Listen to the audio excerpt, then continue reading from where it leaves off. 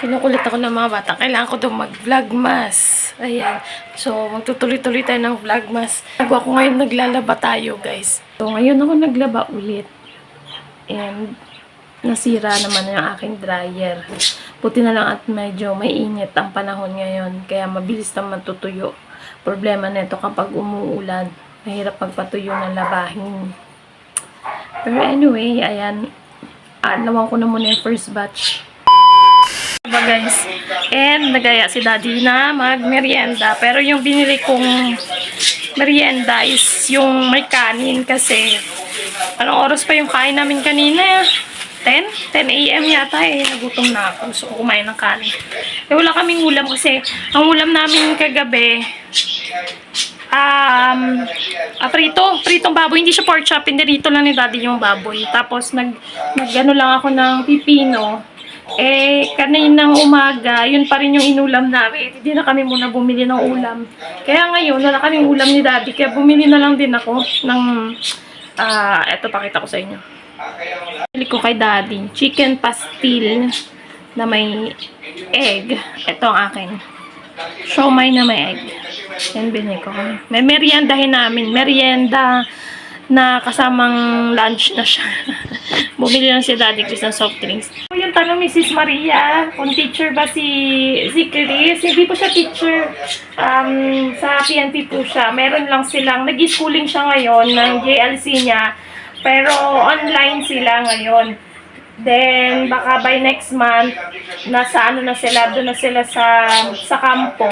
Mag face-to-face na sila. Ngayon kasi inabot sila ng time na schooling ng GLC na face online. Pero next year yung mga mag-GLC daw is face-to-face na sila. So, medyo less gastos yun. Alam na mga kapwa ko misis na PNP ang mga asawa na alam nila kung gaano kagastos yung schooling talaga ng GLC. So, kahit pa paano dito sa GLC ng online, medyo less gastos kami. Pero, naku, kinakabahan na ako sa parating na face-to-face kasi yun na, doon na mag-uumpisa yung medyo malaking gastos namin. So, okay lang yan kasi for promotion niya kasi yan, by next year mapropromote na siya. So, kailangan niya yung JLC schooling. So, matatapos na rin sila by next month. 4 months kasi yun.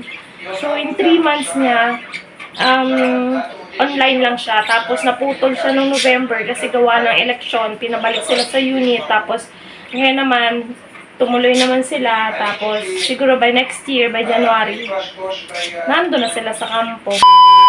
Midol dito kanina, 5.9 ba yun, Dad? 5.5. Midol dito kanina, 5.5. Naramdaman ko talaga yung kalog sa kama kasi umiga ako kanina dahil nga kakatapos ko na maglaba. Tapos umiga ako sa kwarto. Tapos naramdaman ko talaga yung alog. Katakot. Nervous ako sa mga ganyan. Sa malakas na ulan, bagyo, ganyan. Tapos yan, lindol, tsaka basta yung mga natural disaster, sunog, ganun. Nervous ako sa mga ganun. Kaya kanina nervous ako. Si Daddy Chris pa sila, may online pa kanina. Munta ako sa kanya. Maaga nga sila natapos. Si Princess maaga rin pinauwi. Nalabas kami ngayon, bibili kami ng ulam. Andun sila ni Princess sa clubhouse. Puntahan namin. Tsura ng labas namin paggabi.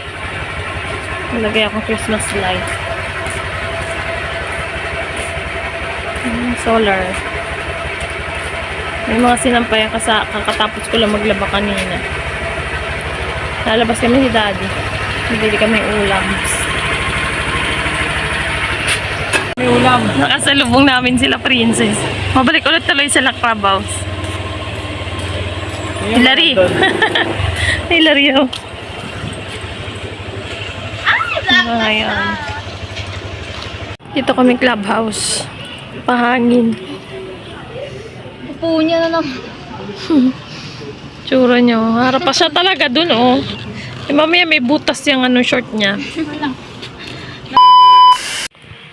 Guys, dinner na. Ito ulam namin. Ha? Yung gorgeous blue. Bakit? Ulam namin pritong tilapia. Niluto ni Daddy. Kompleto kami ngayon. Kaya na. Mamaya hindi ko na naman maklose tong vlog na to. Isang buong maghapon pala tayo nag-vlog ngayon. Nagpapabunot ako ng uban. Kasi ganun talaga pag nagkakaedad na. Nagkakauban na rin. Reality check na talaga yan. Yung isa dito. Tamad yan mag-uban eh. Thank you.